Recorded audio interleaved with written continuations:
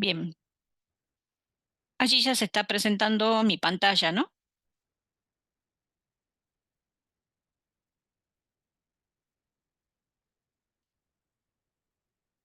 Sí, profe.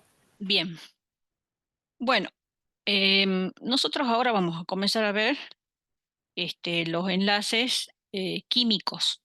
Los enlaces químicos son aquellos que permiten la formación de los compuestos, o sea, son enlaces en donde se produce una unión entre átomos. Cuando la unión es entre átomos, nosotros lo solemos llamar uniones químicas o enlaces interatómicos, o sea, entre átomos. Nosotros conocemos tres tipos de unión química o enlaces interatómicos que son la iónica, la metálica y la covalente. ¿Por qué los átomos se suelen enlazar por unión química? Y bueno, nosotros estábamos viendo que cuando veíamos las configuraciones electrónicas, eh, que algunos tenían incompleta la capa de valencia. Algunos tenían pocos electrones, otros tenían muchos, y en función de eso, a algunos átomos les convenía ceder electrones y a otros ganarlos y a otros compartirlos para lograr, mm, digamos, la configuración del gas noble, que es la del octeto electrónico en la capa de valencia. Eso les proporcionaba al átomo estabilidad. En otras palabras, ¿para qué se unen los átomos o para qué se enlazan? Para lograr estabilidad. Esa es la razón. Ahora, cada átomo logra esa estabilidad de la manera que más les conviene. Hemos visto que habían átomos que tenían pocos electrones en la capa de valencia y a ellos les conviene perder esos electrones para quedarse con la capa anterior completa. Y otros tienen muchos y les conviene tomar los pocos electrones que les faltan, transformándose en anión y completando la capa, logrando estabilidad. Pero cuando ocurría eso teníamos un tipo de enlace específico, porque uno está perdiendo electrón mientras el otro lo está ganando y se forma un anión. Entonces allí se están formando, en ese caso, iones. Cuando se combina entonces un átomo al que le conviene perder el electrón con otro al que le conviene ganarlo, se forma un anión y un catión y ellos quedan enlazados por una fuerza de atracción de tipo electrostática, porque es una fuerza de atracción entre cargas, y en ese caso tenemos la primera unión que está escrita allí, que es la unión iónica. Entonces, en la unión iónica hay fuerzas de atracción de tipo electrostática entre un anión y un catión que se han formado. Bueno, ese sería un tipo de enlace. ¿Cuándo suele ocurrir esto? Normalmente esto suele ocurrir entre átomos donde uno es metálico y el otro es no metálico, porque justamente esa tendencia a perder o a ganar se da cuando ocurre eso, cuando uno de ellos es metal y el otro es no metal. Y en cuanto a diferencias en propiedades periódicas, bueno, eh, uno de ellos suele ser muy electronegativo, el no metal, mientras que el metal es poco electronegativo. Y eso hace que uno de ellos, el no metal, atraiga el par de electrones y se quede con eso y se transforme en anión. Eso es característico en la unión iónica. Entonces hay unión entre átomos de muy diferente valor de electronegatividad. O sea, tienen electronegatividades diferentes este, y muy, eh, y muy distintas además. Uno muy baja y otro muy alta. También si hablamos de otras propiedades periódicas, como por ejemplo la energía de ionización o la afinidad electrónica, también podemos decir que en la unión iónica se da entre un átomo metálico que se caracteriza por una baja energía de ionización, tiene facilidad para perder los electrones, y un no metal que como no metal tiene alta afinidad electrónica, o sea, va a tener mucha facilidad para retener electrones o ganárselos. Esa es una característica también entre los átomos que suelen enlazarse por enlace iónico. Em, Eso, bueno, en cuanto a la unión iónica. En el caso de la unión metálica, en el caso de la unión metálica, nosotros tenemos enlazados átomos idénticos, átomos de un mismo elemento, donde todos son metales. Y en este caso, ¿qué caracteriza al metal? Nosotros sabemos que los metales tienen tendencia a perder electrones. Entonces, ellos pierden electrones para estabilizarse, se forma cation y esos electrones, eh, depende qué teoría usemos para explicar el enlace. Si usamos la teoría del mar de electrones, esa teoría me dice que esos electrones después ya no le pertenecen a ninguno de los átomos metálicos que lo ha perdido, sino que genera una nube de electrones que mantiene el enlace entre esos cationes que se han formado y que no haya repulsión. Básicamente, ¿cuándo ocurriría entonces la unión metálica? Bueno, cuando yo tengo átomos metálicos, que ya sabemos que se caracterizan porque tienen electronegatividades bajas y parecidas, y em, que además em, ellos suelen, bueno, formar ese enlace entre eh, cationes y electrones de ese mar de electrones. Entonces allí también, como hay una atracción entre cargas, hay una fuerza de unión de tipo electrostática, al igual que en la unión iónica hay atracciones de cargas, entonces hay fuerzas electrostáticas. Eh, bueno, a raíz del tipo de fuerzas que predominan en estos dos tipos de uniones, unión iónica, unión metálica, em, como son el mismo tipo de fuerza electrostática, es que uno después puede inferir qué variables van a afectar la mayor o menor fuerza de atracción entre las especies que se están enlazando. ¿M? Bueno, y por último, la unión covalente, que se da por lo general, entre elementos de átomos no metálicos. Ellos se caracterizan porque tienen electronegatividad alta y parecida. Y además, esos átomos ya sabemos que tienen tendencia más bien a ganar electrones, no a perder, ambos tienen tendencia a ganar. Entonces, bueno, eso va a hacer que acá ninguno de los dos ceda. Además, tiene muchos electrones en la capa de valencia, entonces ninguno quiere ceder. Entonces, ¿qué es lo que hacen en la unión covalente? Comparten electrones. Y esa es la característica de la unión covalente, la copartición de electrones. Bueno, eso sería a grandes rasgos la diferencia entre esas tres uniones químicas: unión iónica, unión metálica, unión covalente. ¿Qué es lo característico de estas tres uniones? Hablando así en forma general de las tres, es que son enlaces fuertes, porque son enlaces entre átomos, no son fáciles de romper. Em, bueno, son diferentes, ¿sí? Por eso hay teorías que explican cada uno de estos tipos de enlaces, que ahora lo vamos a ir viendo en medida que vamos ya metiéndonos en cada tipo de enlace. Vamos a empezar por el enlace metálico. Em, bueno, entonces para explicar el enlace metálico, que ya les había dado un pantallazo de cómo se explica en química la formación en enlace metálico, no se puede explicar sin hablar de las teorías que intentan explicar el enlace. Y una de esas teorías es la teoría del mar de electrones.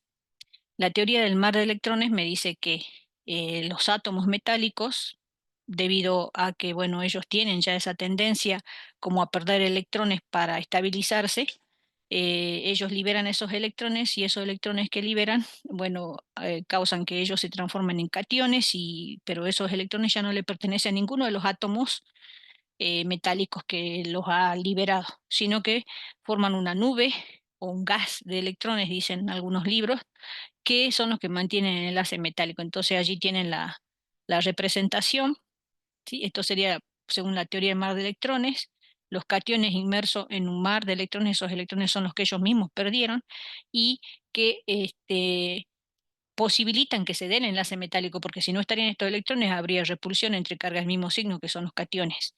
Entonces, se dice que estos electrones hacen como de pegamento en esa unión, ¿sí? ¿Entre quiénes hay fuerza de atracción allí? Entre los electrones y los cationes, ¿sí? Y a su vez, los electrones están minimizando la fuerza de repulsión entre los cationes entre sí. Bueno, esos electrones están deslocalizados, o sea, no puedo decir exactamente dónde está cada uno de los electrones que se han liberado y por lo tanto, eh, esos electrones decimos que están deslocalizados. Esa propiedad de tener los electrones deslocalizados hace que por tener esos electrones en movimiento puedan ser buenos conductores de la electricidad, del calor, ¿sí? Que puedan producirse transiciones de esos electrones de un nivel a otro y eso produzca liberación de energía y eso muchas veces nosotros lo vemos como brillo, brillo metálico. Eso es lo que eh, usa como explicación la teoría del mar de electrones para fundamentar el porqué de la conductividad eléctrica, conductividad térmica, el brillo. Em,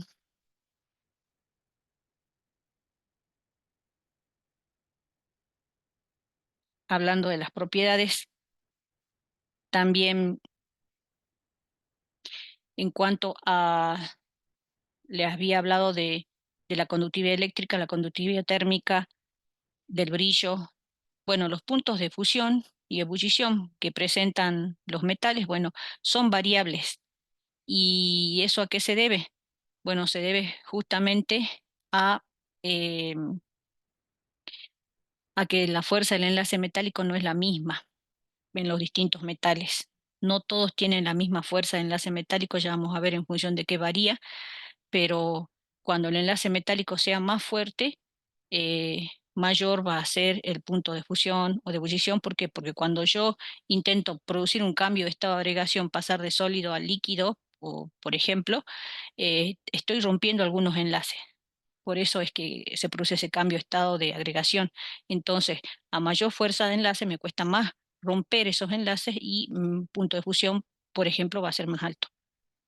Lo mismo la dureza que tienen es diferente, es variable también en función de la fuerza del enlace. Cuanto más fuerte sea el enlace metálico, va a ser más duro. En cuanto a propiedades mecánicas como la ductilidad, la maleabilidad, ustedes saben que la ductilidad tiene que ver con las propiedades de los metales de poder transformarse en alambre y la maleabilidad de poder transformarse en láminas. Y eso se logra, bueno, a base de ejercer algún tipo de esfuerzo sobre el metal. O sea, por ejercer un esfuerzo, como se ve ahí en la figura, puedo deformarlo sin romper la estructura metálica. Fíjense en lo que sucede, que justamente se produce un desplazamiento de las cargas y el acercamiento, digamos, entre los cationes no termina rompiendo al metal porque están los electrones para minimizar las fuerzas de repulsión. Y eso hace que se pueda deformar sin romperse la estructura, ¿sí? Por eso es que pueden deformarse y ser dúctiles y maleables. Bueno, en cuanto a la densidad, y ustedes lo van a ver cuando hagan ese trabajo integrador, no le voy a adelantar mucho porque quiero que ustedes lo razonen, pero va a ser diferente, depende de qué metales. Y ahí en ese práctico lo van a profundizar más ustedes. Ya cuando entremos a los grupos, lo van a tener más claro todavía, haciendo ese práctico. Bueno, hasta allí se va entendiendo, chicos.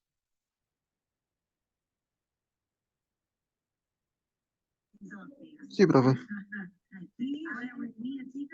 Ajá, bien.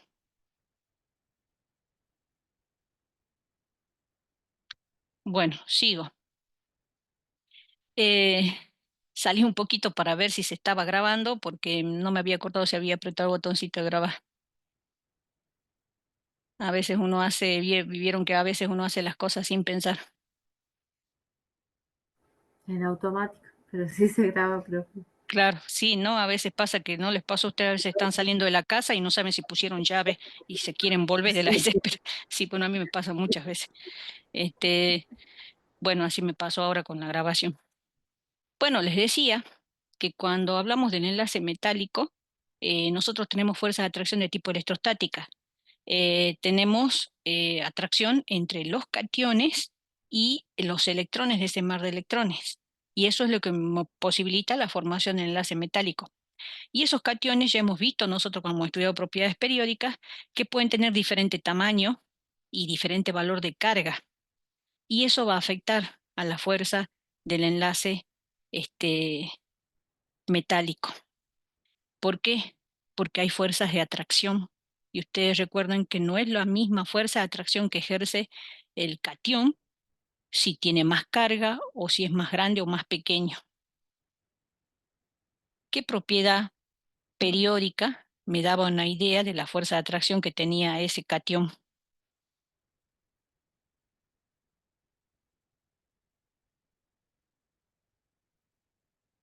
¿Mm? La electronegatividad puede ser, No. Potencial. ¿Qué, ¿no? Potencial. qué- qué Potencial potencial? iónico. Potencial iónico. Bien, potencial iónico, porque el potencial iónico del catión es igual a la carga del catión sobre el radio del catión.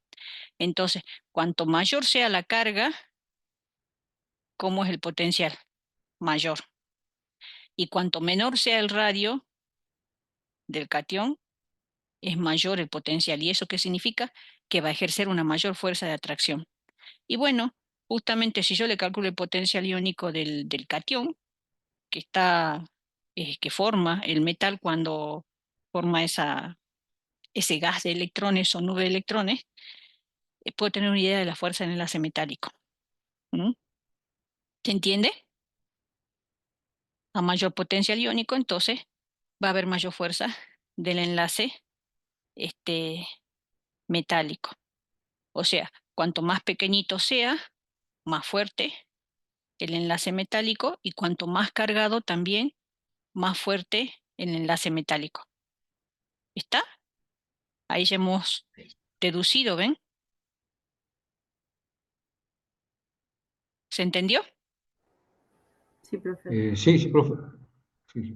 Bueno, entonces, un mayor potencial iónico del catión, esto implica una mayor fuerza del enlace metálico. Bueno, entonces veamos acá qué pasaría en un grupo. Fíjense, acá tengo el grupo de los elementos alcalinos. Arriba son más pequeños, abajo son más grandes. Entonces yo tengo que hacia abajo aumenta el tamaño del ion. Entonces, ¿hacia dónde aumentaría el potencial iónico? Hacia arriba, hacia arriba. De arriba. Hacia Arriba. arriba aumenta el potencial iónico. ¿Y hacia dónde aumenta la fuerza del enlace metálico entonces? Hacia arriba. Hacia Hacia arriba. arriba. Hacia arriba, mayor fuerza del enlace metálico. Así lo voy a llamar. FEM, fuerza del enlace metálico. Ahora en un periodo, fíjense, acá tengo sodio, magnesio, aluminio. Vamos a ver en un periodo. ¿Qué pasa con el tamaño cuando voy del sodio al aluminio? El radio. ¿Cómo es? ¿Más pequeño o más grande?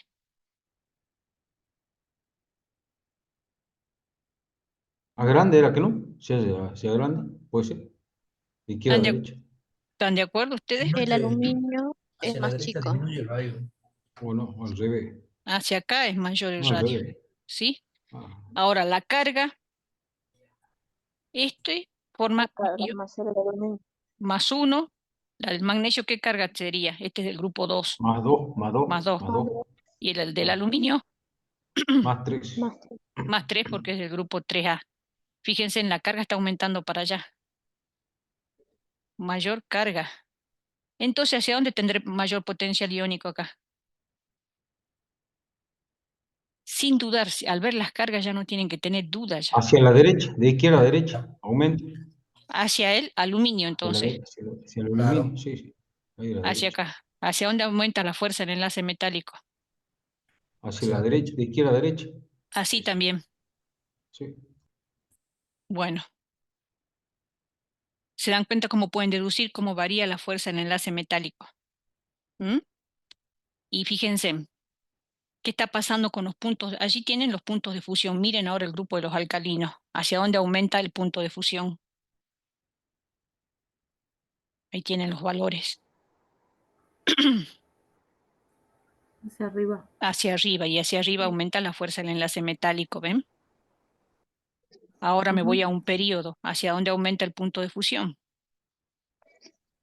Hacia la derecha. Y hacia allí aumenta la fuerza del enlace metálico. ¿Lo ven? Bueno, Entonces, de esa manera, yo puedo analizar, y esto es importante que ya les quede grabado, inclusive porque esto lo vamos a usar más de una vez cuando entremos al análisis de los grupos de la tabla periódica, porque nos metemos en los grupos y comenzamos a analizar todas las propiedades. Y acá estamos explicando, para el caso de los grupos que tienen metales, cómo varía su punto de fusión, en base a qué, cuál es el criterio. Y ahora les voy a hacer ya, ahora acá una aclaración que les crea confusión en el parcial y también en el final. Ahora yo les hago dos preguntas y ahí les voy a plantear ahora la duda que a ustedes se les genera en el parcial o en el final, porque bueno, no lo piensan antes y después responden mal. Miren, ¿hacia dónde aumenta en el grupo la fuerza del enlace metálico?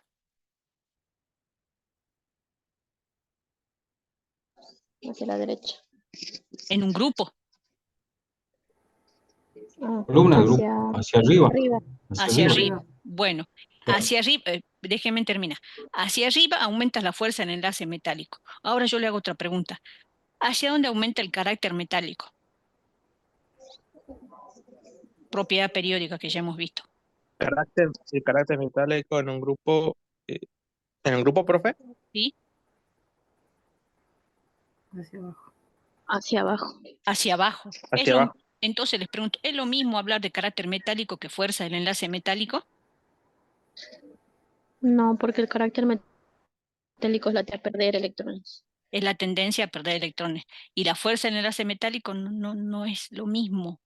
No es lo mismo. Estamos hablando de la fuerza de atracción que hay entre los electrones y los cationes en ese enlace metálico. Esa es la fuerza del enlace metálico. En cambio, el carácter metálico tiene que ver con la tendencia que tiene el átomo solo, a perder un electrón. ¿Mm? Les aclaro eso porque, ¿sabe? Cuando uno les pone así una pregunta, por ejemplo, en el parcial o en el final, para el grupo de los alcalinos, señale la variación del punto de fusión, justifique con propiedad periódica. Y entonces, como no les pongo datos, ¿qué dicen? Y el punto de fusión tiene que aumentar hacia abajo porque hacia abajo aumenta el carácter metálico, o sea, la fuerza del enlace metálico. Así responde.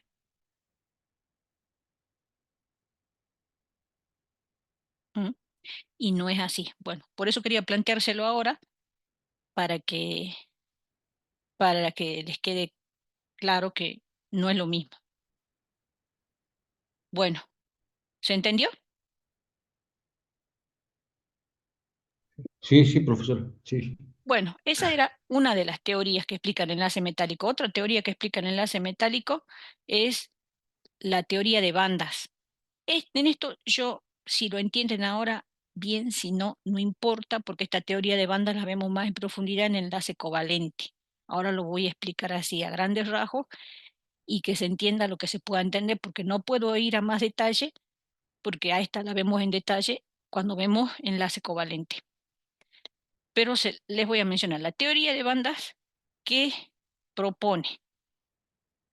Propone que los orbitales atómicos que nosotros conocemos, que son aquellos que se van llenando con los electrones en el átomo, se van a combinar para formar orbitales moleculares.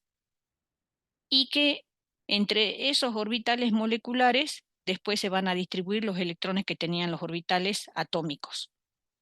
Y que siempre del número de orbitales que yo combine, se forma el doble de orbitales moleculares, donde la mitad son enlazantes y la otra mitad antienlazantes.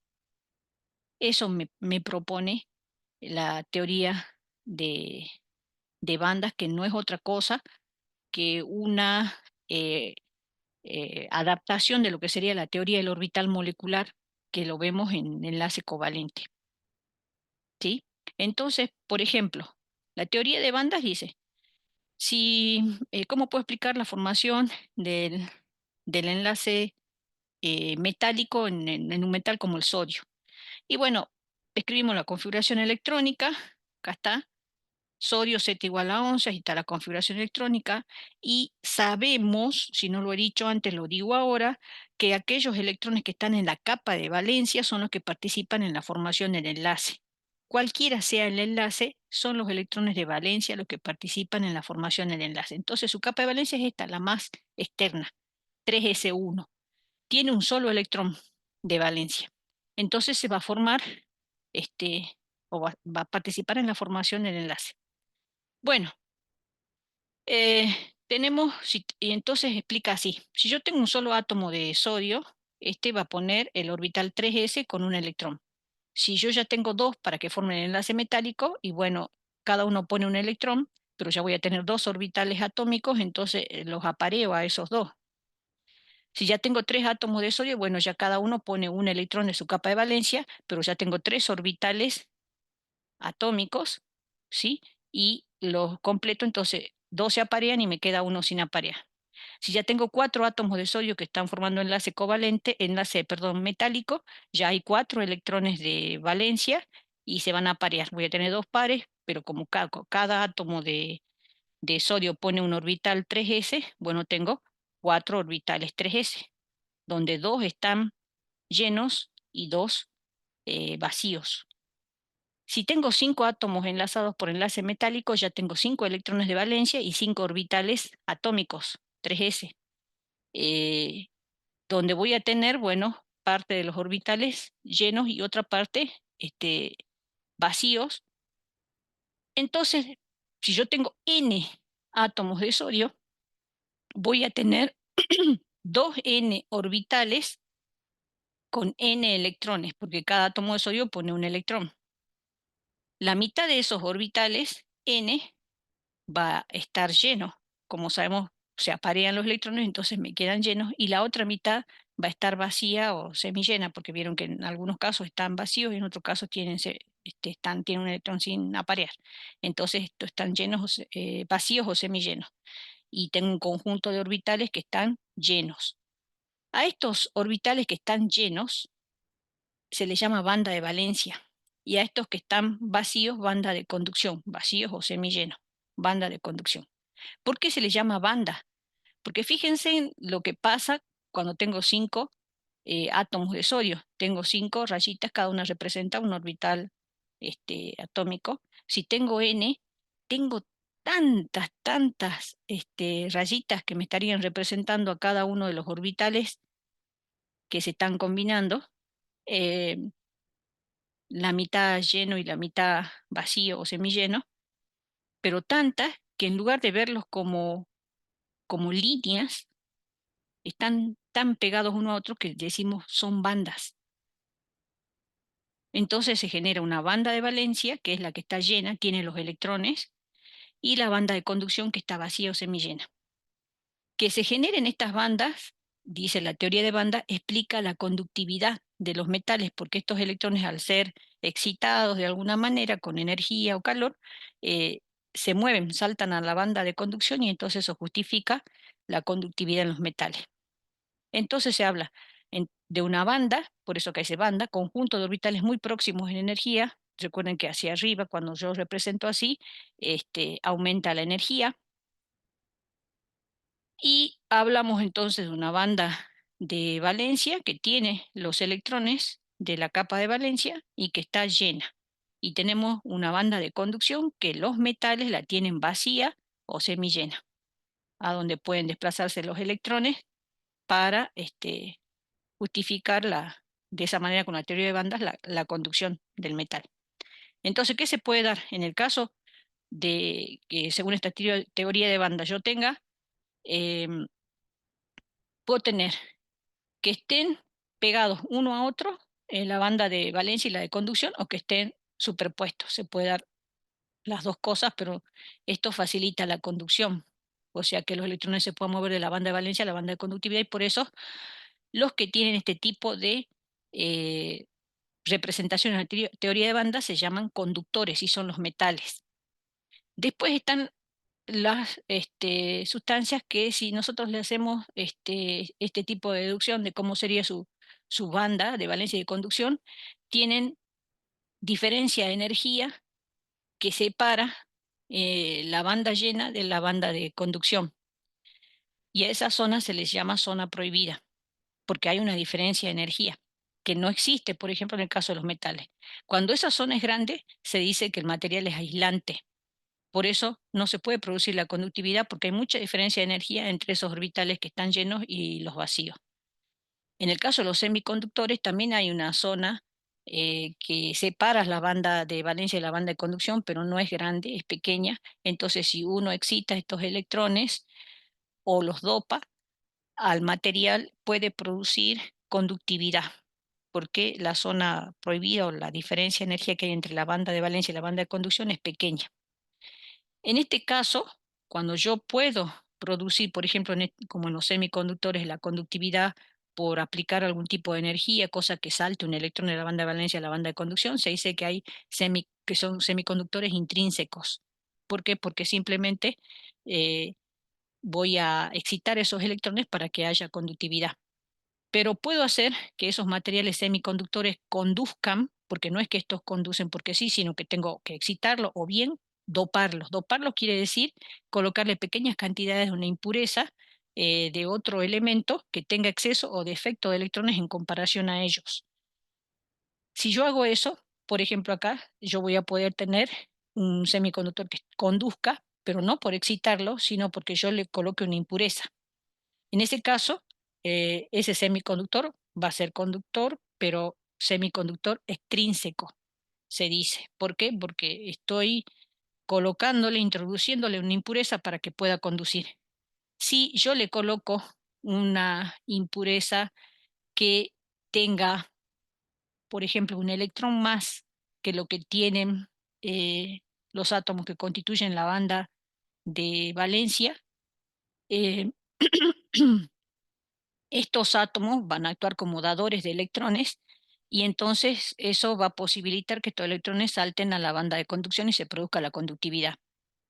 Si yo le coloco una impureza que tiene, por ejemplo, un electrón menos que los que tienen los átomos del semiconductor, eh, le va a faltar, le va a faltar un electrón en relación al semiconductor que tengo, entonces eso va a generar como un hueco que va a producir movimiento de los electrones del semiconductor.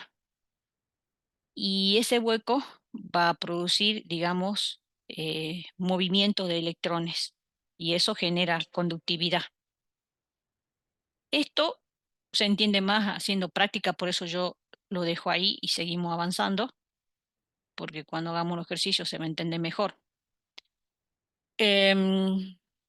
Bueno, lo importante de esto, ya hemos hablado de las propiedades, de las dos teorías que intentan explicar la formación del enlace metálico. Lo importante de esto es que nos quede claro cómo diferenciamos cuando nosotros tenemos enlace metálico. Y bueno, porque tenemos átomos de un mismo elemento, que son metales, que se han enlazado y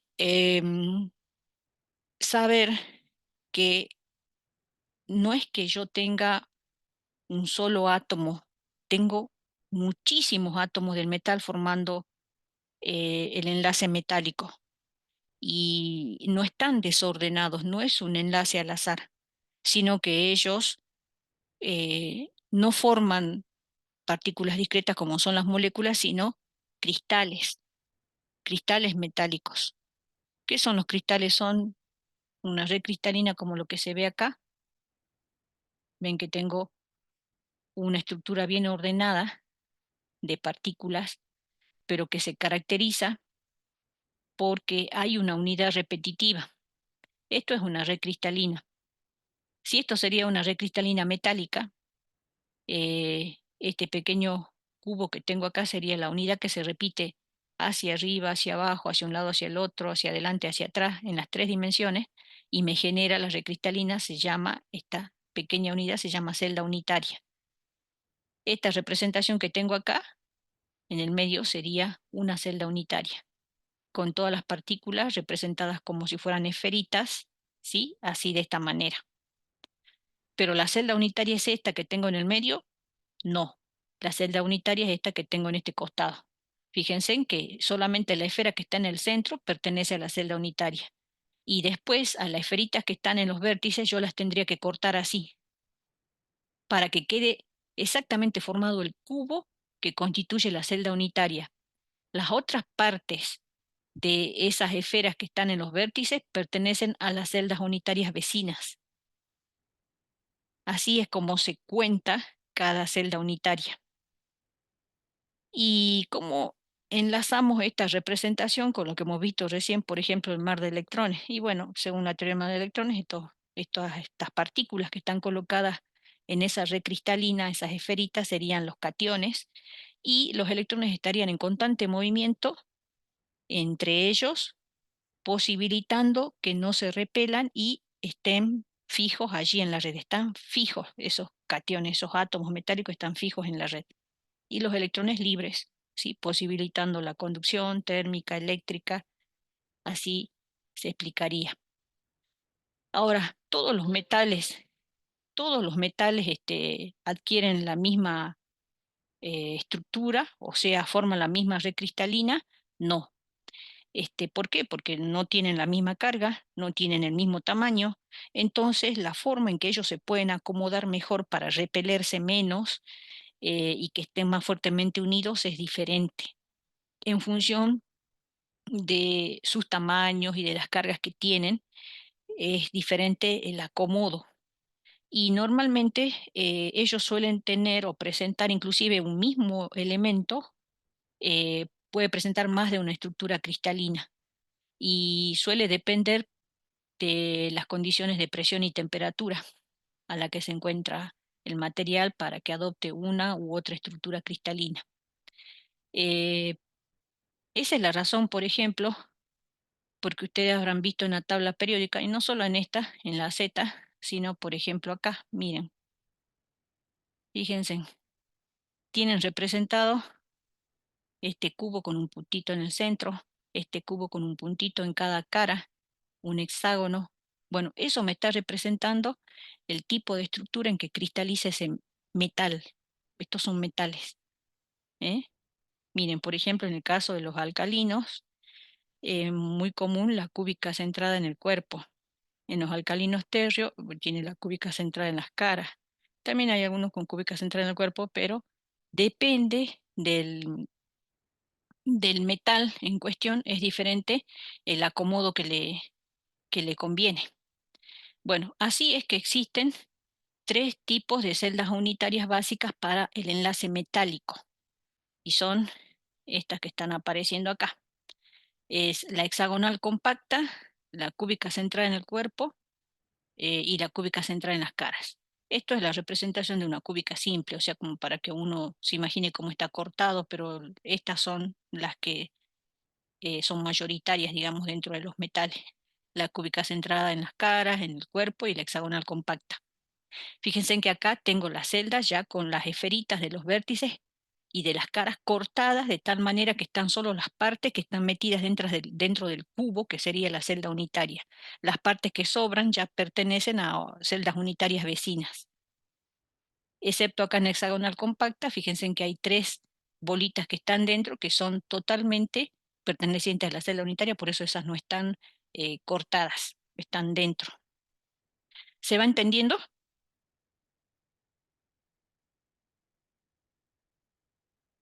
¿Se va entendiendo, Profe, chicos?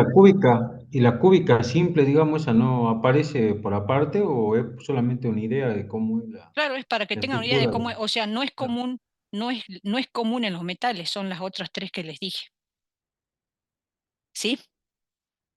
Cúbica simple no es para que ustedes sepan que, bueno, sería un modelo de celda, pero esa no es común en los metales. Las que son comunes son las otras tres.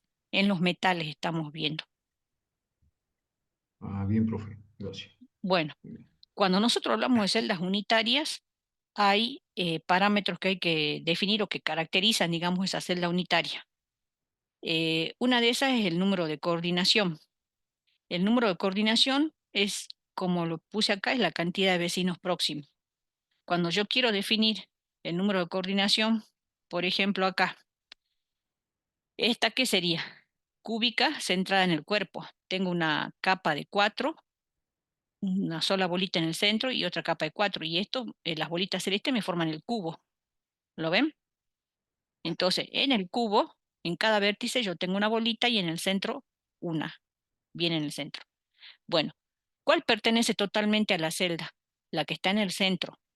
Entonces, cuando yo tengo ese caso, me conviene, para determinar el número de coordinación, o sea, el número de vecinos próximos, me conviene justamente considerar, digamos, esos casos. Cuando yo tengo alguna ubicada precisamente en el centro para determinar el número de coordinación. Si no, resulta más difícil ver. Entonces yo para determinar el número de coordinación, número de vecinos próximos, yo puedo elegir cualquier bolita, pero me conviene elegir la esta. Y cuento cuántas bolitas son vecinas de esa bolita. ¿Cuántas son? ¿Cuántas cuentan que son vecinas de esa bolita amarilla? 8, ¿que no? 8. Bueno, entonces quiere decir que en la cúbica centrada en el cuerpo, que se abrevia así, BCC, esto es por la abreviatura en inglés, body, ¿sí? Cúbica centrada en el cuerpo, número de coordinación de las partículas que lo forman, que serían átomos metálicos, es igual a 8. Ahora, número de coordinación, esta sería la cúbica centrada en las caras, que se la abrevia así, FCC, por face, en inglés, cara. Número de coordinación. ¿Qué bolita me convendría escoger? Fíjense en que yo tengo arriba una capa de 5, en el medio una capa de 4 y abajo otra vez una capa de 5. ¿Por qué? Porque yo tengo una bolita en cada cara, en el centro de cada cara. No puedo ver las otras caras, por eso no la dibujo. Y después tengo una bolita en cada vértice, por eso esta es la capa de 5. Y esta es la de 4, porque tengo una bolita en cada cara.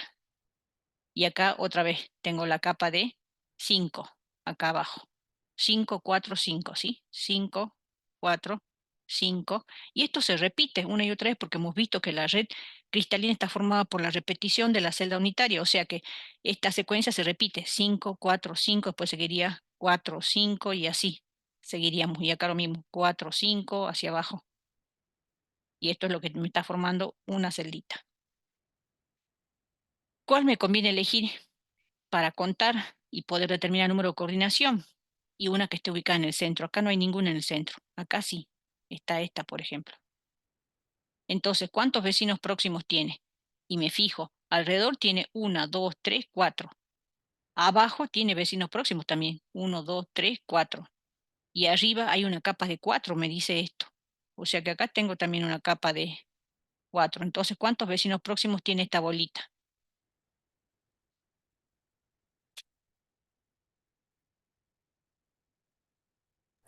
12. 12. ¿Mm? Estos 4, estos 4 y estos 4 son los que son vecinos de él. ¿Sí? Con ese mismo criterio, ¿qué bolita escogerían acá? Esta ya es para la HCP, que sería la hexagonal compacta, así se abrevia el nombre, HCP. Y tiene una capa de, si cuentan acá, 7, 3, 7, y esto seguiría así. 3, 7.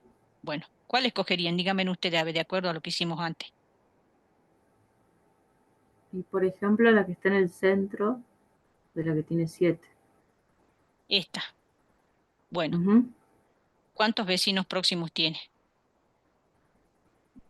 Miren alrededor y miren las capas. 12 también. Tiene estos 3, tiene estos que son 6 y tiene otros. 15, 15, Y 15, ¿que no? tiene 3. O me equivoco. 12 también. 12. Tiene 3 abajo, 3 arriba y 12. 6 alrededor. 12. ¿Está? ¿Se entendió cómo se determina el número de coordinación entonces? El número de coordinación me da la cantidad de vecinos próximos. Y para determinarlo, ya vieron cómo me conviene hacer, ¿sí? Elegir siempre una bolita que sea central. Eso es un parámetro característico. Bueno, otro parámetro característico también es el número de partículas, que se suele designar con la letra N. ¿eh? Es el número de átomos que pertenecen a la celda unitaria. Eso es el número de partículas. Acá, ¿cuántos átomos ven? Esta es la celda unitaria, está cortada como es la celda. ¿Cuántas bolitas ven?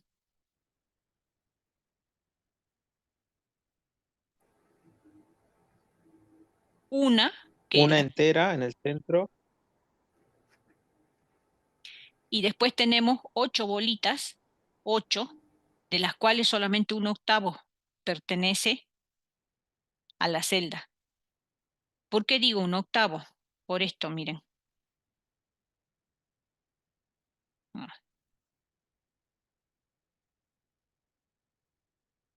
hago el cubo. Yo sé que en los vértices tengo las bolitas, pero resulta que esto sigue así, sigue así, sigue así, sigue así. Y por ejemplo, si yo tengo esta bolita,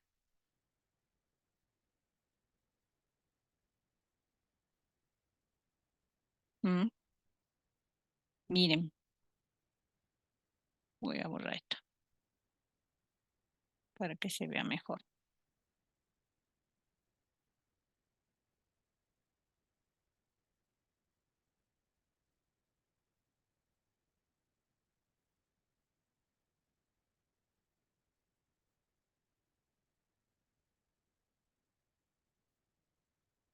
Y dibujo esta.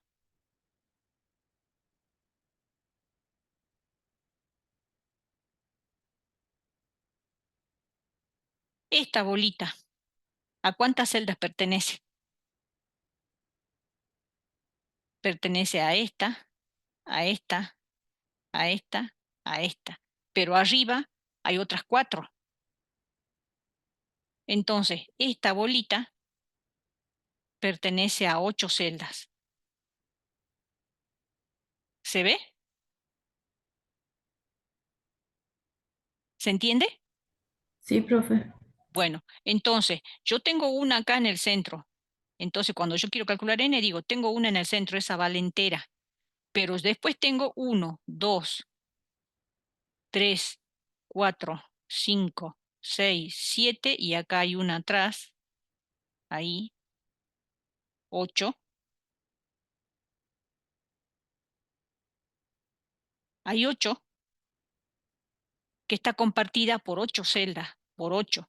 Entonces quiere decir que un octavo, nada más, de esas 8 pertenece a esta celda. Entonces, 8 por un octavo, 1 más 1, 2. O sea, en total, si yo cuento la que está en el centro con los pedacitos de las que están en los vértices, suman 2 bolitas y eso es n. ¿Se entendió? Ahí le faltaría un átomo en el vértice de la cara del frente, ¿que no? ¿No? Puede ser. El de arriba, en el vértice. Acá, sí, Ahí, ese. ahí, Ah, ese, sí. sí. Bueno, pero son los 8. ¿Se entendió?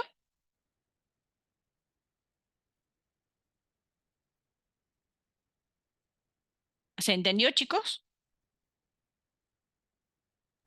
Sí, profe. Bueno, así es como se saca el número de partículas.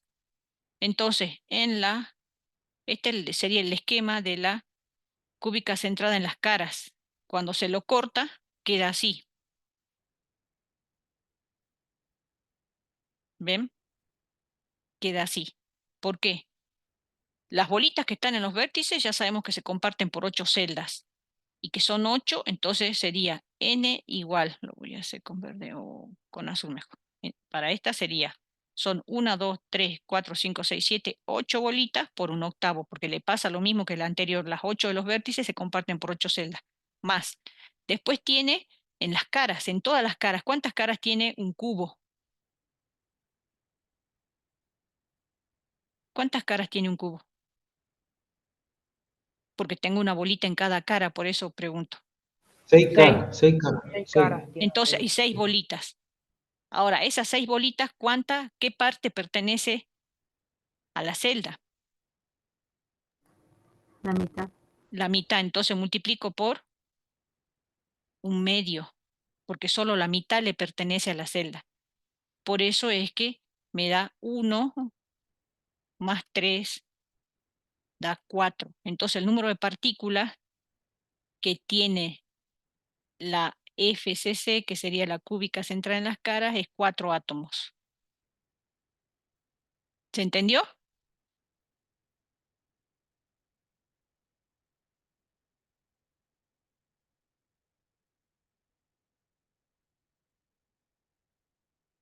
Y ahora yo les pregunto, para el caso de la HCP, que sería esta.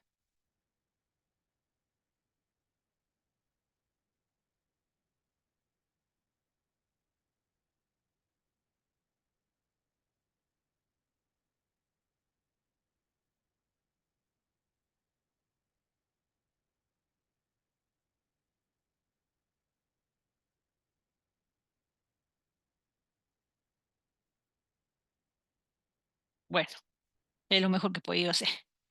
Eh, Contamos acá, sacamos N. ¿Cuántas pertenecen totalmente a la celda?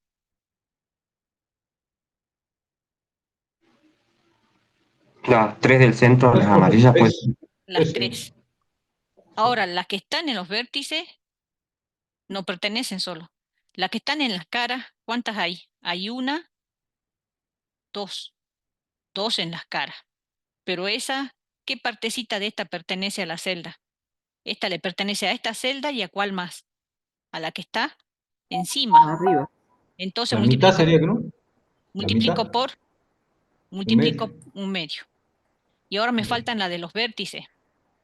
¿Cuántas Era un bolitas? octavo, era un ¿Cuántas octavo que no de los vértices, No, no es en los vértices 1/8. ¿no? ¿Cuántas bolitas hay en los vértices? 6. Y abajo, 12 serían. 12. 12. Acá no se multiplica por 1/8 porque esto no es un cubo. Esto ya es un hexágono, esto sería así, miren. Ah, bien, bien, sí, sí. Tienes razón. Entonces, si yo le quiero hacer sería así. Y supongamos que considere esta bolita. ¿A cuántas celdas pertenece? Ahí ya pueden decirme a cuántas. A 3. A 3 que están abajo. Y arriba, Otras 3. entonces, Un sexto. a 6 celdas. Las bolitas en los vértices de un hexágono pertenecen a 6 celdas. Entonces sería por 1/7. Y entonces eso me da,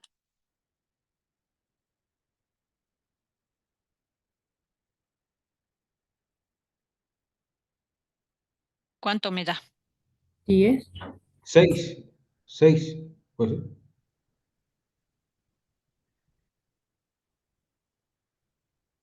¿Cuánto me da? 6 átomos. 6 sería. 6. Bien, ahí lo tienen. ¿Mm? Las 3 y las de... Esto es lo que teníamos, 12 por 1/7, 2 por 1/2, más 3, 6. ¿Mm? Bueno, por eso acá esta tablita lo resume. Ubicación del átomo en un vértice o esquina, 1/8, pero esto es para el cubo. En la arista, 1/4, porque a veces puede estar en una arista. En el centro de la cara, lo multiplico por 1/2. Y en el centro de la celda vale por 1 átomo. Esto sería cómo contribuye. Pero esto sería para el cubo. Y sería por 1/7 para cuando tengo un hexágono, o sea, un prisma hexagonal, por 1/7. ¿Mm? Bueno, esto de en una arista, eso es para el caso que yo tenga algo así. Es, por ejemplo, que yo tenga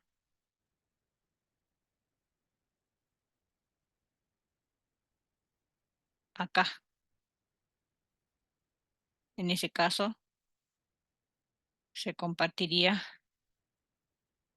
si ustedes se fijan, por cuántas celdas.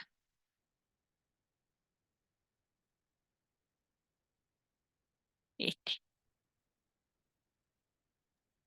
4 celdas. por 4 celdas. Entonces, por eso dice ahí que se multiplica en una arista por un cuarto. ¿Sí? Ven que simplemente hay que hacer como seguir dibujando un poquito cómo sería la celda, se la imaginan y entonces ustedes se dan cuenta por cuánto hay que multiplicar. Ya ustedes lo pueden hacer solo, no hace falta estudiarlo de memoria. ¿Mm? Bueno, ¿se entendió? Entonces ya hemos aprendido cómo se saca el número de coordinación, cómo se saca el número de partículas. Esto me interesaba que entiendan el número de partículas porque si lo entienden acá, después ya lo van a entender para cuando veamos las celdas unitarias para el enlace iónico, porque estas son celdas unitarias para el enlace metálico, que son muy simples, pero las del enlace iónico son más complejas. Bueno, fracción de empaquetamiento. En esto yo no me voy a detener a explicar mucho porque esto es la idea que ustedes después se sienten a mirarlo bien. Yo solamente les voy a explicar en qué consiste esto, pero después de mostrarles...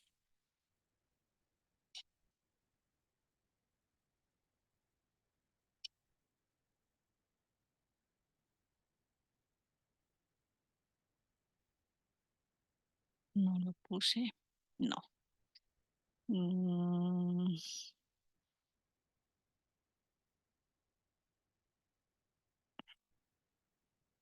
acá está. Esto quería mostrarles. En esta tablita está para las distintas celdas unitarias del enlace metálico, cúbica central en el cuerpo, que es la BCC, cúbica central en las caras, que es la FCC, o la hexagonal compacta HCP, el número de coordinación que nosotros hemos determinado, el factor de empaquetamiento todavía no, habíamos determinado el número de partículas que nosotros ya habíamos visto que nos había dado cuánto. Número de partículas n, cuánto nos había dado n. Acá lo voy a poner, n. Para la BCC, 2. Para la cúbica central de las caras, 4. Para la hexagonal compacta, 6. ¿Sí? Bueno, ahora factor de empaquetamiento lo vamos a ver, pero primero quiero que veamos qué es esto. Todas estas celdas unitarias, que sería la unidad repetitiva en la red cristalina, son caracterizadas por algunos parámetros que tienen que ver con las dimensiones de la celda. Y puede ser un ángulo que lo caracterice, o ángulos, o bien aristas.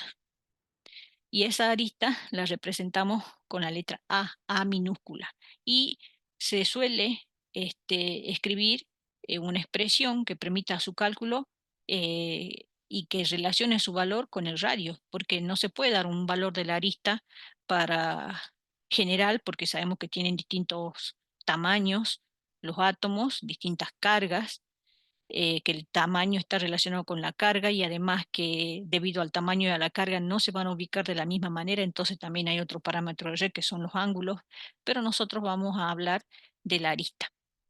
Entonces, haciendo consideraciones geométricas que se las puse acá para que ustedes lo puedan ver, ¿sí? Sobre todo se usa Pitágoras o relaciones trigonométricas, ¿eh? Para encontrar la relación entre la arista para cada estructura, BCC, FCC, HCP, se encuentra la relación entre la arista y el radio. Y eso es característica del tipo de estructura. Entonces, por ejemplo, una cúbica simple se encuentra, fíjense en esto, es fácil solo mirar nada más que la arista es igual a 2 radios. R es el radio de una de las bolitas que estaría representando el átomo. Entonces, A es igual a 2R y ese es su parámetro de red para la cúbica simple. En la cúbica central en las caras, cúbica central en el cuerpo, perdón, acá tienen la deducción. Se identifica por letras diagonales, radio, arista, se aplica Pitágoras, se despeja y entonces se encuentra la relación. La arista igual a 4 radio sobre raíz de 3. Lo mismo para la FCC. Se identifican con determinadas letras diagonales. Esas diagonales se las relaciona con medidas de radios y arista. Se aplica Pitágoras y se despeja arista. Y entonces se encuentra como relación arista igual a 4 radio sobre raíz de 2. Estas expresiones que están acá a veces las van a encontrar escritas así o a veces las van a encontrar escritas un poquito diferente, pero ustedes saben, porque ustedes ya a esta altura del partido han visto álgebra y matemáticas, análisis matemático en la carrera, entonces saben que estas expresiones se pueden racionalizar. Entonces pueden encontrarlas escritas de otra manera, pero que es lo mismo, ¿sí? Entonces me puedo aprender esta. Ustedes esto se lo tienen que aprender de memoria. ¿Por qué? Porque con estos valores nosotros vamos a resolver problemas, ya lo vamos a ver, y vamos a resolver problemas y resulta que ya se da por sabido esto. ¿Pueden ustedes deducirlo? Sí, le digo corregido parciales donde el chico hace toda la deducción porque no se lo acuerda de memoria y saca la relación y después recién resuelve el problema. Pero bueno, pierden más tiempo, pero si a ustedes están bien ágiles de mente como para hacer rápido la deducción, pues yo se las pongo para que la vean. Son sencillas, no es complicado y lo pueden deducir. Algunos chicos prefieren antes que memorizarlo, ver cómo se deduce y lo hacen y me parece y ponen la relación. El que quiera se lo memoriza, yo no les pido de memoria porque esto es matemática y nosotros estamos evaluando química, pero se lo pongo para que se entienda que no es nada difícil deducirlas tampoco. En la hexagonal compacta también se hace la deducción matemática, acá estoy indicando que es A, que es C, y el R ya sabemos que es el radio de esas bolitas que son los átomos, y tienen las medidas de los parámetros R para la hexagonal compacta. No sé si les puse la deducción. Sí, acá está la deducción, mira. Por ahí está la deducción. Bueno, este mismo parámetro de red que está acá, lo vamos a usar para deducir fácilmente el factor de empaquetamiento. Por eso es que primero quería mostrarles esto. ¿Qué es el factor de empaquetamiento? Eso también es una característica del tipo de estructura cristalina que tiene el metal. La fracción de empaquetamiento es una relación del producto de la cantidad de átomos por celda, o sea que esto sería el N que nosotros hemos aprendido a sacar, por el volumen de los átomos, el volumen que ocupan los átomos, sobre el volumen de la celda. O sea, esto es el volumen de un átomo por N, o sea, tengo el volumen total que ocupa eh, los átomos en la celda, dividido el volumen de la celda unitaria. Quiere decir que estaríamos haciendo como una división entre de esa celda unitaria el volumen lleno por átomo, el volumen que ocupan los átomos sobre el volumen total de la celda. Eso es la fracción de empaquetamiento. Entonces, ¿qué representa? Es la fracción de volumen en una estructura cristalina que está ocupada por partículas constituyentes. O sea que si yo tengo el valor de la fracción de empaquetamiento, estoy diciendo, y bueno, me da idea de lo compacta que es la celda, o sea, cuánto de todo el espacio que tiene la celda unitaria está ocupada por las partículas. Eso es lo que me da la fracción de empaquetamiento. Y eso es importante, sí, porque me va a dar una idea de lo pesado que puede ser el átomo, de lo pesado que puede, de la densidad que puede tener, está en relación directa. O sea, cuando yo tengo una mayor fracción de empaquetamiento, quiere decir que la celda es más compacta, está más llena de átomos, tiene pocos espacios vacíos, entonces va a ser de mayor densidad. ¿Sí? Algo que está más vacío es menos denso. Bueno. Y acá tienen cómo se hace eso. O sea, la aplicación de esa fórmula que tenemos arriba, pero ya ahora para cada una de las celdas. Veamos este. Y después este ya lo ven ustedes solitos porque es matemático, nada más reemplazar en la fórmula. Entonces, arriba, si nos fijamos en la fórmula, para sacar la fracción de empaquetamiento lo vamos a hacer para la cúbica centrada en el cuerpo, la BCC. Hay que multiplicar N, o sea, el número de átomos por celda, por el volumen de los átomos dividido por el volumen de la celda unitaria. Acá ya está reemplazándose en la fórmula. N, ya hemos visto para la BCC que sacamos que N valía 2 por el volumen del átomo. El volumen del átomo. Para calcular el volumen lo tomamos como si fuera una esfera. Estamos representando siempre a los átomos como si fueran esfera. Y el volumen de una esfera, ¿qué es igual? El volumen de una esfera, 4 tercios por pi por radio al cubo. 4/3 por Pi pi por radio al cubo. por radio al cubo. Eso es lo que está reemplazado acá, en la parte que tengo de rosado. ¿Sí? Entonces, 4/3 por pi, y esto que tengo acá, entonces, ¿qué es? Es el radio. ¿Y de dónde salió? Fíjense que ahí está apareciendo la arista. ¿De dónde salió esto entonces? Salió de el parámetro de red. ¿Mm? Entonces, quiere decir que por eso les decía, tienen que saberse el parámetro de red. Por ejemplo, para la BCC, A igual a 4R sobre raíz de 3. Yo necesito despejar R. Entonces, ¿a qué es igual? A raíz de 3 sobre 4. ¿Sí? Despejo R. Bueno, o puedo usar la expresión racionalizada también. La pueden hacer de las dos maneras. La van a encontrar. Bueno, ¿ven? Acá tiene raíz de 3a sobre 4. Eso es R elevado al cubo. Y abajo tengo que poner el volumen de la celda. Esto sería el volumen de un átomo. Eso es el volumen del átomo, calculado como si fuera una esfera. Y abajo va el volumen de la celda, como llamamos a la arista, acá lo tienen, del cubo, entonces el volumen de un cubo es A al cubo. Eso es el volumen de la celda. Y bueno, acá fíjense en que arriba la única variable que tengo es A al cubo y abajo tengo A al cubo, entonces se van a simplificar y después todo lo demás es numérico. Entonces acá tengo que hacer los cálculos y me da fracción de empaquetamiento para la BCC 0,68. 0,68. De la misma manera se hace para la BCC y da 0,74. ¿Mm?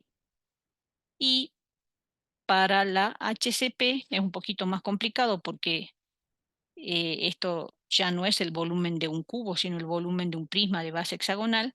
Entonces acá tienen la fórmula. ¿Sí? Después ustedes lo ven tranquilos, tienen toda la deducción y da también 0,74. Fíjense en que la HCP y la FCC tienen la misma fracción de empaquetamiento. ¿Mm? O sea, estas son celdas más compactas, la FCC y la HCP. Esta es menos compacta, la cúbica centrada en el cuerpo. ¿Se entendió hasta ahí lo que estamos viendo? Acá tienen entonces un resumen de lo que da. Factor de empaquetamiento, 0,52, 0,68, 0,74. Ven, igual factor de empaquetamiento para la cúbica central en la cara que la hexagonal compacta.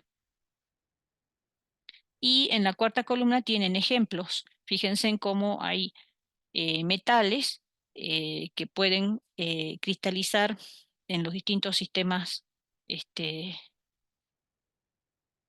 cristalinos.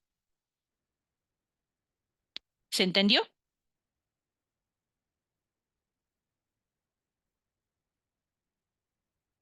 ¿Se entendió, chicos? Sí, profe. Bueno, Sí, profe. bueno, ustedes vieron hasta ahora, de lo que hemos visto, que justamente porque calculamos fracción de empaquetamiento. Y cuando hablamos de fracción de empaquetamiento hacemos el cociente entre, sería el volumen total ocupado por las partículas dividido el volumen de la celda. En otras palabras, estamos sacando la fracción del volumen que está ocupado por las bolitas. Eso quiere decir que no todo el volumen está ocupado por las bolitas. Si ven los valores que nos ha dado,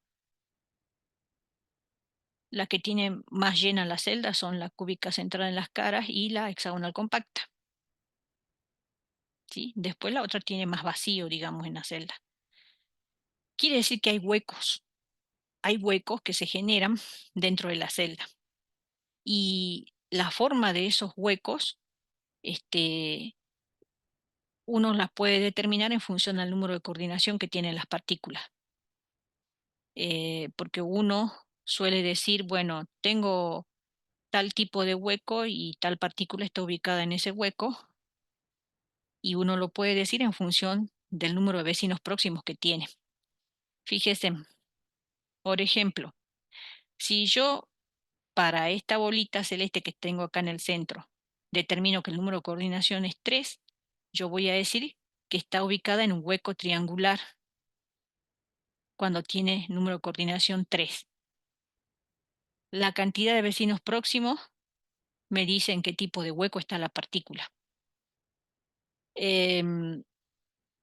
Y lo característico de esto es que no es que la partícula se rodea de la cantidad de partículas que sea, no. Eso pasa en función de la relación de tamaños que tienen, el que es más pequeño con el que es más grande. O sea, relación entre radio de catión y radio de anión. Según la relación, hay determinado tipo de hueco que se forma. ¿Por qué? Porque según la diferencia de tamaños que tienen, es que el chiquito se puede rodear de tanta cantidad de partículas más grandes. Normalmente cuando una partícula se quiere ubicar en un hueco, siempre la partícula más pequeña es la que lo hace y las otras forman el hueco. Si la partícula esta celeste, que sería la que está en el hueco, tiene número de coordinación 4, o sea, tiene 4 vecinos próximos, entonces el hueco decimos que es tetraédrico, tiene forma de tetraedro. Y eso ocurre cuando la relación entre el radio del catión, que sería este celeste, y los radios de los aniones que lo rodean, está entre estos valores. Si el número de coordinación es 6, o sea, esa bolita se rodea de 6 vecinos próximos, entonces el hueco tiene forma de octaedro. Y la relación para ello, existe una relación de tamaño entre el catión y el anión que entra dentro de ese intervalo. Y bueno, cuando tiene 8 vecinos próximos, decimos que está en un hueco cúbico, y la relación entre radio de catión y radio de anión suele estar entre esos valores. ¿Mm?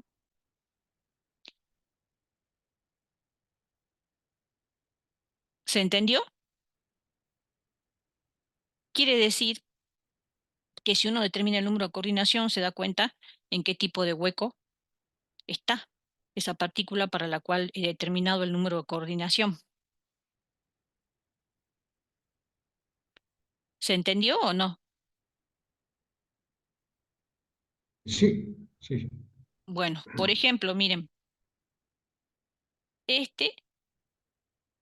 esa bolita está en un hueco octaédrico, porque las bolitas blancas, fíjense que lo están rodeando, son 6. Esta, esta tiene esa forma, eso es la forma de un octaedro. Es como una bipirámide de base cuadrada. Esa partícula verde está en un hueco octaédrico. Esta partícula, a ver, quiero una que se note bien. Bueno, por ejemplo, esta. Esta tiene estos vecinos.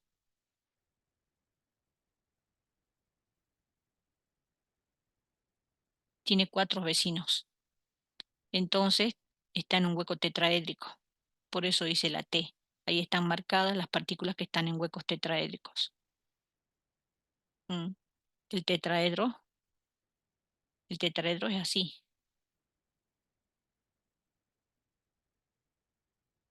Eso es un tetraedro. Y acá estaría la partícula que está en el hueco tetraédrico. Y acá estarían las 4 partículas que lo rodean. Ahí. Entonces en el centro está, sería así. En el centro, metida adentro, está la partícula que está rodeada por esos 4 vecinos próximos que forman un tetraedro. Esa es la forma del tetraedro. Mm. Bueno, Em,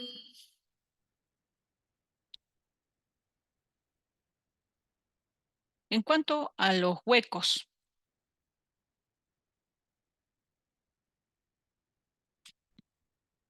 vamos a hacer esto.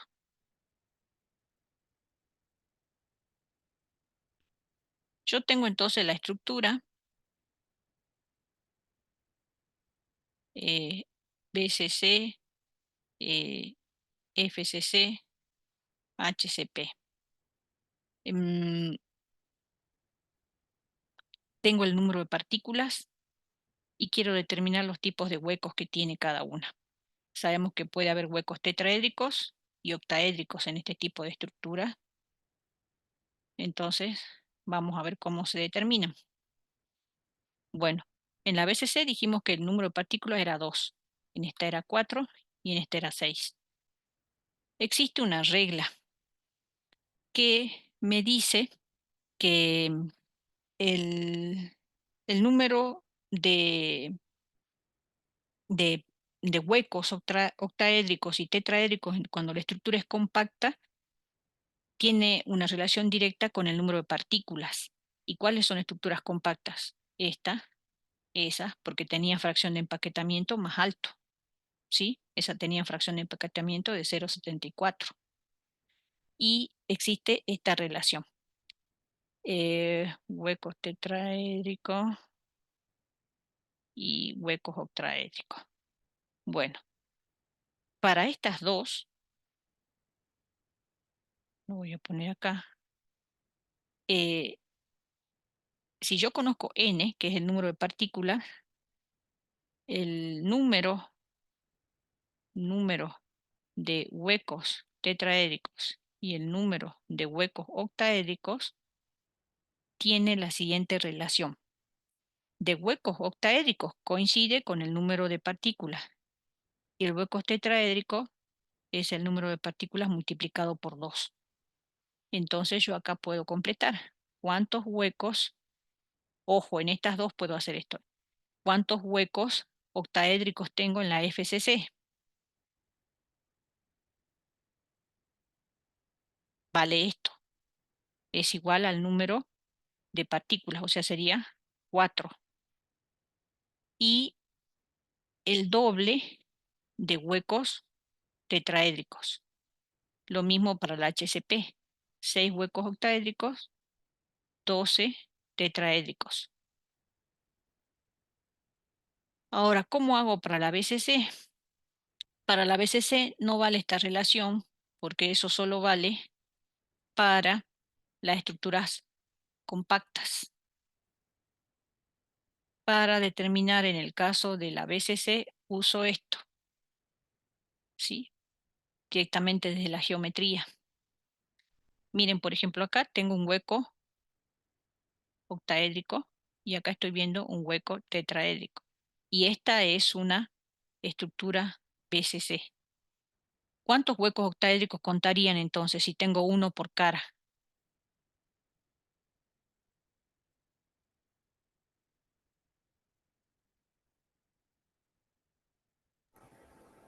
¿6? 6. Número de huecos octaédricos, entonces sería 6. ¿Y cuántos huecos tetraédricos contarían? Si fíjense en que si tengo dibujado uno acá, quiere decir que hay otro encima, por lo tanto hay 2 por cara.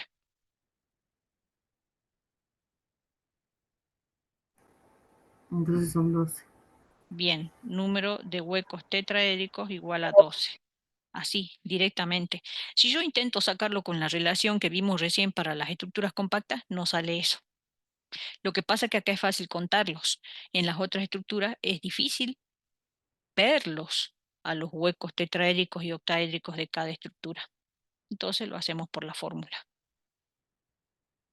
Bueno, acá tienen la relación esta que les di para acá está puesto con otra notación, pero en realidad esto es para la FCC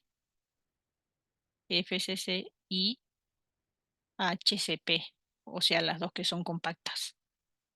¿Mm? Bueno, vamos ahora a ver lo último que nos queda ver del enlace metálico, que es la densidad. Ya veníamos hablando de densidad,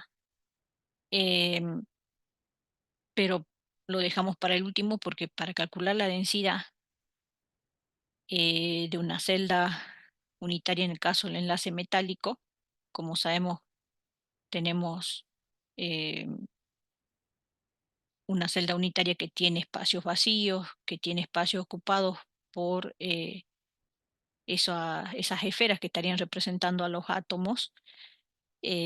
También la fórmula de la densidad tiene en cuenta todo eso. Entonces, se divide en general, para calcular la densidad, la masa sobre el volumen. Pero como esta densidad tiene que reflejar la relación que existe en sí con lo que es la densidad y eh, los espacios llenos y vacíos que tiene esa celda, se divide la masa que ocupan los átomos que están en la celda sobre el volumen de la celda, porque eso me va a dar una idea entonces de la relación entre espacios vacíos y llenos que tiene esa celda.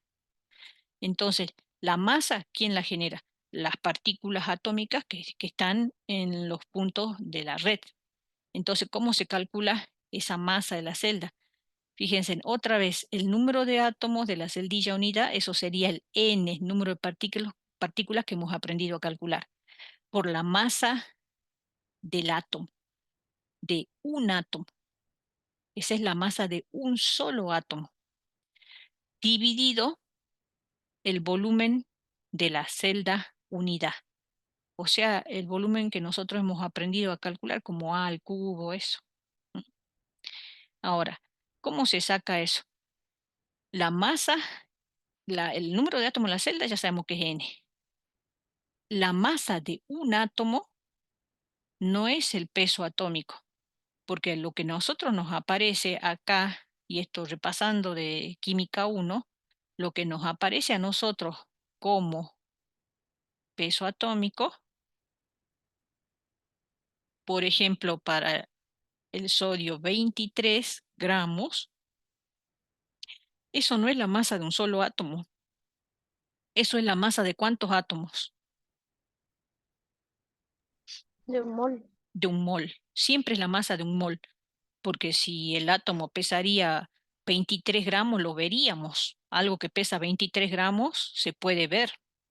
Entonces, por lógica, razónenlo, no puede ser la masa de un átomo, es la masa de un mol de átomos. Y en un mol de átomos, ¿cuántos átomos tenemos? El número de Avogadro. 6,023 por 10 a la 23. El ¿Sí? número de Avogadro. Entonces, para sacar la masa de un átomo, esta es igual al peso atómico sobre el número de Avogadro. Por eso está escrito acá, esto así. Porque la masa de un átomo es igual a esto. Y abajo está puesto el volumen de la celda, nada más. ¿Mm? Ahora, esta relación es importante tenerla en cuenta. La densidad me va a dar mayor si se empaquetan más átomos en un menor volumen. O sea, si yo tengo mayor valor de densidad cuando hago el cálculo, quiere decir que tengo más átomos empaquetados o metidos en un menor volumen. Por eso es más compacta, es más denso, más pesado. Bueno, vemos con ejemplos cómo se hace. ¿Sí? Veamos con ejemplos. En el apunte ustedes ya van a tener los ejemplos. Por eso lo vamos a ver rápido y después vamos a lo que tenemos en la guía. Dice, calcular el radio de un átomo de paladio, sabiendo que el paladio tiene una estructura cristalina FCC. ¿Para qué me da el dato de que es una estructura cristalina FCC? Para que yo inmediatamente sepa, tiene entonces tantas partículas, N vale tanto. En la FCC, ¿cuánto vale N? Ya lo hemos hecho. ¿Vale? 4. Eso tienen que, se darán cuenta que para el parcial tienen que estar así, hecho unas luces con esto, porque si no, no lo terminan el parcial. O sea, no puedo ahí recién estar deduciendo, contando a ver cuántos átomos. No, ya tengo que saber, son 4 y tengo que saber sacarlo también, pero para agilizar problemas como estos ya lo tengo que saber. Es 4. Una densidad de tiene una densidad de 12 gramos por centímetro cúbico y un peso atómico de 106,4 gramos por mol. Entonces, ¿qué me piden calcular? El radio. Bueno, parto de la fórmula de la densidad. El número de átomos, que es 4, por el peso atómico del paladio, sobre el volumen de la celda, sobre el número de Avogadro. Bueno, de allí no me aparece, ahí no me aparece el radio. ¿Pero dónde está metido el radio? Acá, en el volumen de la celda. Lo voy a agrandar un poco. El volumen de la celda, como es una FCC, es una cúbica centrada en las caras, o sea que es un cubo. Entonces es A al cubo el volumen de la celda. Pero yo lo tengo que poner en función del radio, porque yo quiero despejar el radio. ¿Y yo cómo lo hago? Por la relación arista-radio que lo hemos determinado cuando deducíamos el parámetro de la red. Y acá está reemplazada la relación entre arista y radio. Por eso acá, fíjense en que, miren,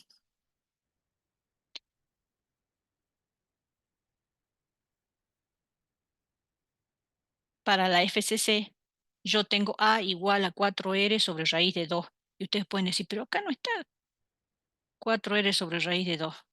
Está apareciendo 2R sobre raíz de 2, porque está racionalizado.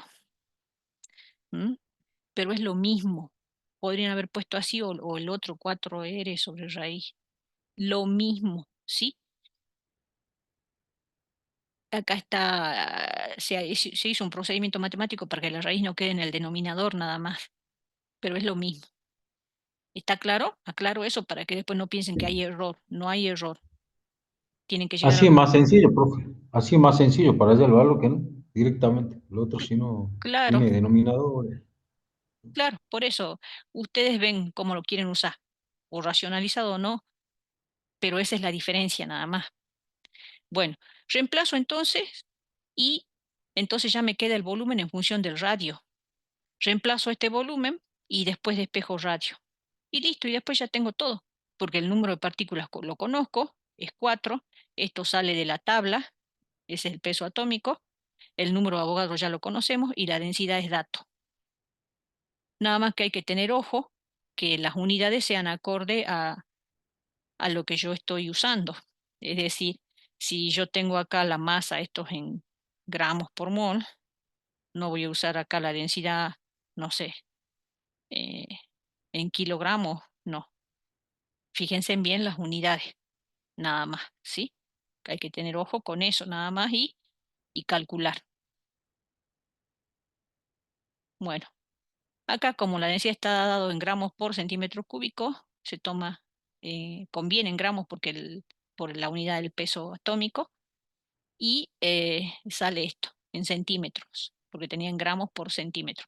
Ojo, cuando ustedes tengan a veces dada la densidad en gramos por mililitro, tienen que saber la equivalencia entre unidad de capacidad y unidad de volumen. ¿A qué me refiero? Yo tengo eh, metro cúbico, decímetro cúbico, centímetro cúbico. Esta es la unidad de volumen, pero después la de capacidad.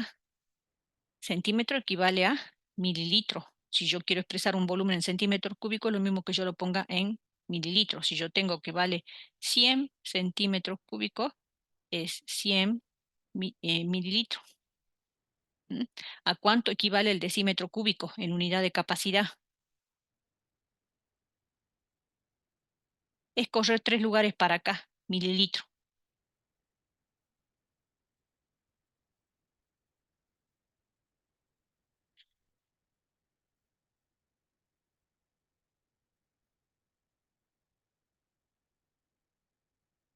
¿A cuánto equivale en unidad de capacidad? ¿Mm?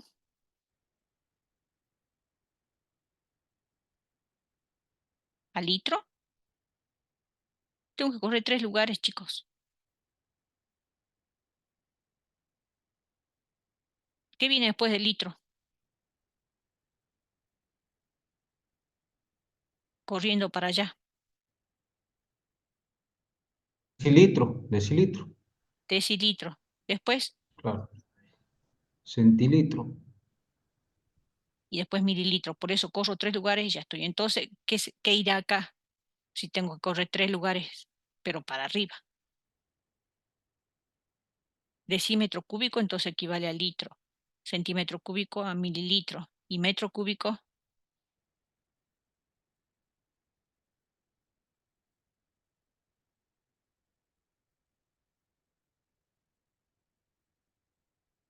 estamos mal. Hectolitro, kilolitro. Mm, estamos mal, ¿eh? Bueno, pero se lo quería mencionar porque a veces por esto, por ejemplo, estudian esto y van al parcial y les doy ahí un decímetro cúbico y metro cúbico, los mato.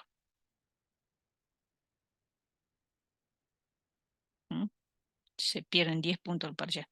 ¿Por qué? Em, Otra vez recalco, ¿no? En problemas así, se tiene en cuenta el procedimiento, no solamente el resultado. Ustedes pueden llegar al resultado que esté perfecto, pero si el procedimiento está mal, vale 0 punto. Bueno, otro. Calcula la densidad teórica del cobre en gramos por centímetro cúbico, sabiendo que tiene un radio de 0,12 nanómetros, estructura cristalina, FCC, y una masa atómica de 63,54 gramos por mol. Bueno, la fórmula la misma, partimos de esa. Acá me piden el cálculo de la densidad. Conozco N porque me dicen que es una FCC, o sea, N vale 4. El peso atómico me lo están dando de dato, el número de abogados ya lo conozco. Y la, em, el volumen, arista, no la conozco a la arista, pero tengo el radio. Tengo el radio. Con este radio yo puedo sacar la arista. Y ya sé después que el volumen va a ser igual a arista al cubo. ¿Sí? Y yo tengo la relación entre arista y radio para la FCC. ¿Mm? Entonces, acá está. Acá ya coloca volumen igual a esto porque ya colocó al cubo, ¿no? Ya reemplazó la relación entre arista y radio y por eso queda así. Bueno, y ya es cuestión de reemplazar nada más. Acá también lo otro que es pasar nada más de nanómetro, que es unidad de longitud, a centímetro para reemplazar, porque me está pidiendo calcular la densidad en gramos por centímetro cúbico. Entonces había que pasar nanómetro a centímetro y reemplazar en la fórmula. No hay más ciencia. ¿Se entiende, chicos? O no sé, por ahí voy rápido y no lo van entendiendo. ¿Se entiende? Es la misma fórmula, nada más que acá el cálculo es más directo porque es densidad directamente.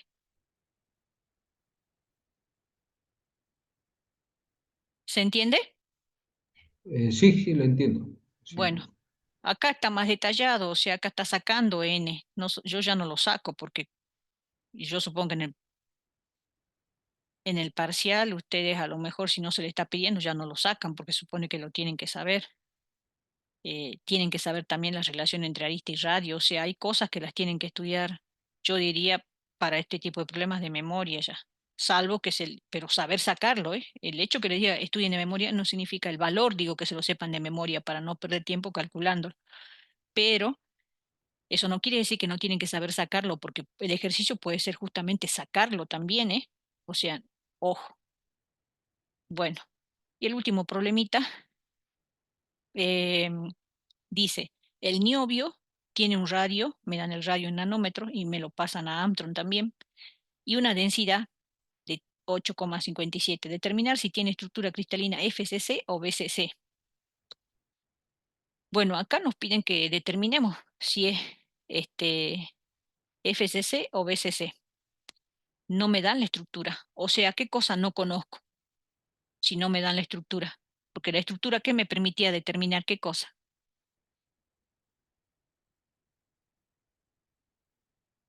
En los dos ejercicios, ¿Número de átomos? el número de átomos, no lo conozco. Entonces, ¿qué tenemos que hacer? Probar. Eso es lo que hace el ejercicio, prueba. Dice, para la FCC, entonces el número de átomos sería 4. Y bueno, calcula la densidad. calcula la densidad, ahí está la fórmula.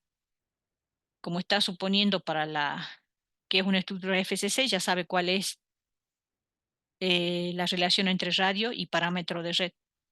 Y bueno, reemplaza eso en la fórmula de densidad porque después tiene todo. Esto obviamente lo va a pasar a centímetros y calcula. Si es una FCC, la densidad tiene que dar esto. Y miren la densidad que tiene. Nada que ver. Entonces dice, a ver, no es FCC, entonces probamos con BCC. Y bueno, prueba con BCC. Si es BCC, el número de partículas tiene que ser 2 y la relación arista-radio es esta. Reemplaza en la fórmula de densidad y calcula. Y miren lo que les da. 8,57 la densidad si considera que es una BCC. Y miren el dato que tenían en el enunciado de densidad. 8,57. Entonces, ¿qué es? ¿Cuál es la estructura? BCC. A veces sí. Una BCC.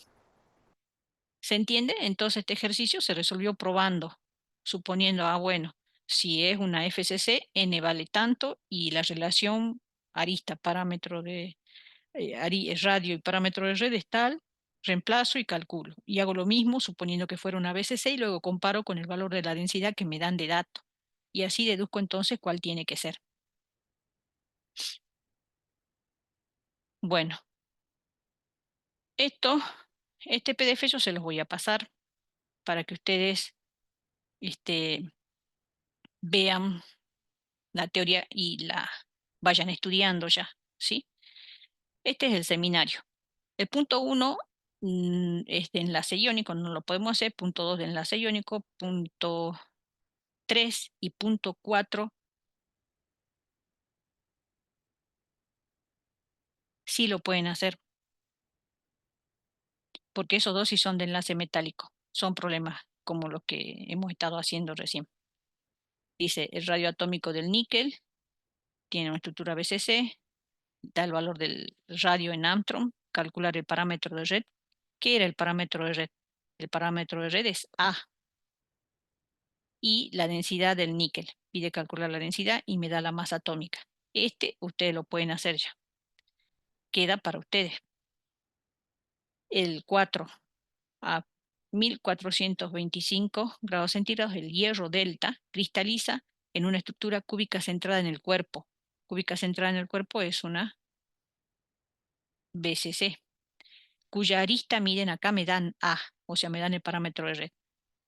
Calcule, no, cuya arista mide, sí, está bien, me dan A. Calcule el volumen de un átomo, de hierro. También lo pueden hacer.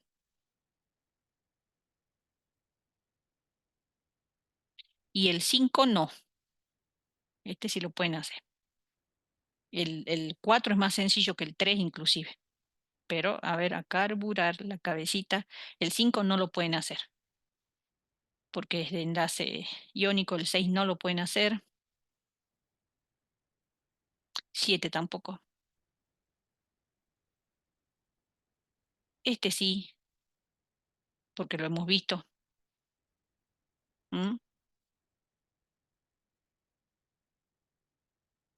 Bueno, así que esos quedan para tarea para ustedes. Quedan de tarea para ustedes porque después ya la clase que viene vemos enlace iónico y ahí sí ya avanzamos con todos los otros puntos. Que no son complicados. Pero esto ya ténganlo visto porque lo que vamos a ver el miércoles se apoya en todo lo que hemos visto hoy. Porque estas estructuras son la base para ver las estructuras, las celdas unitarias del enlace iónico. Entonces ustedes hagan estos dos, este y este, para el miércoles. ¿Sí? Yo les paso el PDF y ustedes tienen que poder hacerlo. ¿Y el 8 también que no? El 8 algo así. Sí, también ese, porque ese se También. basa en la teoría del mar de electrones, que si Ah, ustedes se sí, sí. fijan,